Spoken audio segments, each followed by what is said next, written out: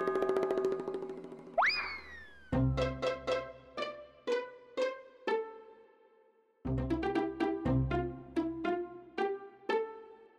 हाय. Hello. काय म्हणतेस सना? मस्त. ए तुमच्याकडे पण गेस्ट आले होते का ग आता? गेस्ट कसले? गॅरीचे बाबा आले होते. काहीतरी बडबड करत होते उगाच. एनिवे तुझं कसं चाललंय? Any progress? गुरु अंकल काय म्हणतात? अंकल विंकल म्हणू नको, घरातच आहे अगं तो. एनिवे ऐक ना, गॅरीने राधिकाला डिवोर्स मागितलाय. व्हॉट? Great news. चला तुझी लाईन एकदम clear. I know and I am so happy about it. पण त्या गुरु अंकलचे बाबा, त्यांचं काय ठीक आहे ना. आम्ही तशी गॅरीला काहीच पडलेली नाहीये त्यांची, आणि राधिकाला डिवोर्स द्यावाच लागणार आहे. यार आय टेल यू, एकदा हा डिवोर्स झाला ना की राधिका माझ्या लाईफ मधनं आउट. एक प्रॉब्लेम तर सॉल्व्ह होणार आहे, पण दुसरी पनवती येणार. म्हणजे हे बघ, म्हणजे गुरु अंकलनी त्या राधिका आंटीला डिवोर्स दिला की तुझी लाईन क्लिअर, करेक्ट. पण मग नंतर गुरु अंकलशी तुला लग्न करावं लागेल. I mean गॅरीशी. तू काय लगेच हो म्हणणार आहेस? म्हणजे लग्न करणार आहेस? सोड ना, तेव्हाच तेव्हा बघू ना. आत्ता सेलिब्रेट करूया ना. ओके. एनिवे तुला चहा प्यायचा? खरंच चालेल यार. आलं घालून?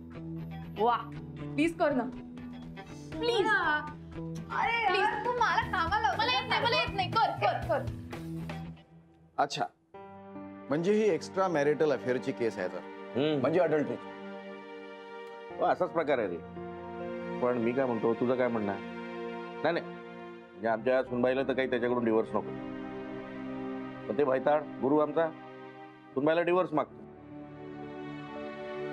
म्हणायचं असं आहे मला की उद्या जर त्यांना आपली कोर्टामध्ये बाजू मांडली, सुनबाईचं काय होणार? त्याची कशी बाजू? अरे भाऊसाहेब, त्याची बाजू सरळ सरळ खोट्याची आहे. आपण मनात आणलं ना तर वर्षानुवर्ष ही केस आपण कोर्टात चालू शकतो. म्हणजे असं की मी गुरुनाथला समोरासमोर जाऊन सांगतो, म्हणजे त्याला कळेल तो केवढा भ्रमात आहे. राधिका, वकील साहेब म्हणतात ना ते अगदी बरोबर आहे. तो बाजूलाच राहतो ना इथं कुठेतरी. हो अगदी इथेच. मी काय म्हणतो, तू लगेच चल त्याचा गळा धर.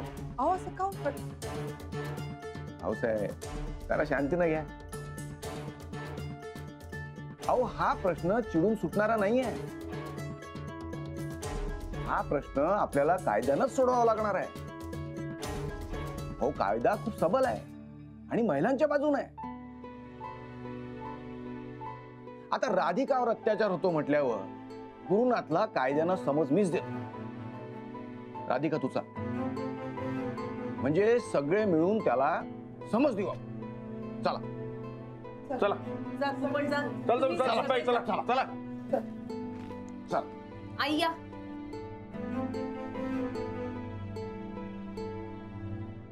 सफरचंदाचे काप नीट परतल्यानंतर त्यामध्ये दालचिनी पूड आणि मध घालून पुन्हा नीट परतून घ्यावं. बटर लावलेल्या ब्रेडवर सफरचंदाचे तुकडे, बदामाचे तुकडे, टुटी फ्रुटी, डार्क चॉकलेट आणि मीठ घालून दुसरा ब्रेडचा तुकडा त्यावर ठेवून वरच्या बाजूला बटर लावून घ्यावं. एका बाउलमध्ये स्ट्रॉबेरी सिरप आणि क्रीम घालून सॉस तयार करून घ्यावा. तयार सँडविच पॅन मध्ये बटरवर ग्रिल करून घ्यावं आणि स्ट्रॉबेरी सॉस बरोबर सर्व्ह करावं.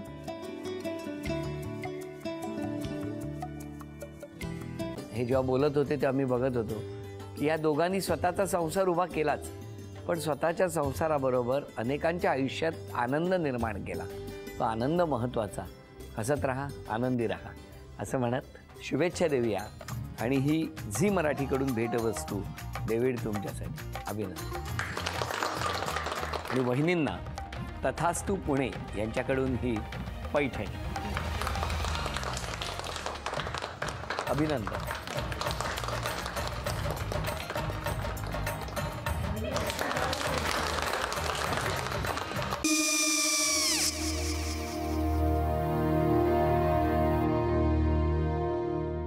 काय गो? हा काय झालं? काय झालं? काय आले, मी निकाल लावून आली. हो, पण तिची आईच काय बोलली? तिला वाटलं का सगळ्या निशाने आपल्या चुका कबूल केल्या का? आई, मी चांगलं सुनावून आली आहे. त्या तिची बाजू घेत होत्या, पण मी लक्ष दिलं नाहीये. खूप झालं आता. चांगुलपणा खूप झाला. मऊ दिसलं ना की कोपऱ्याने खणतात ना माणसं, ते असं. अगो, पण आईच म्हणली काय तिची? पटला काय ती का? मला माहिती. आई, मी तुम्हाला नंतर फोन करते. हो. आणि आई बाबा जे बोलले त्याचं वाईट नका वाटून घेऊ. सॉरी. सॉरी काय त्या? नेहा आले. आई, मी येते. हो, काकू येते.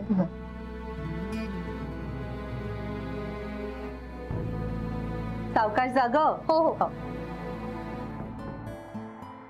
मग काय काकू, कधी उडवता लग्नाचा बार? बघूया.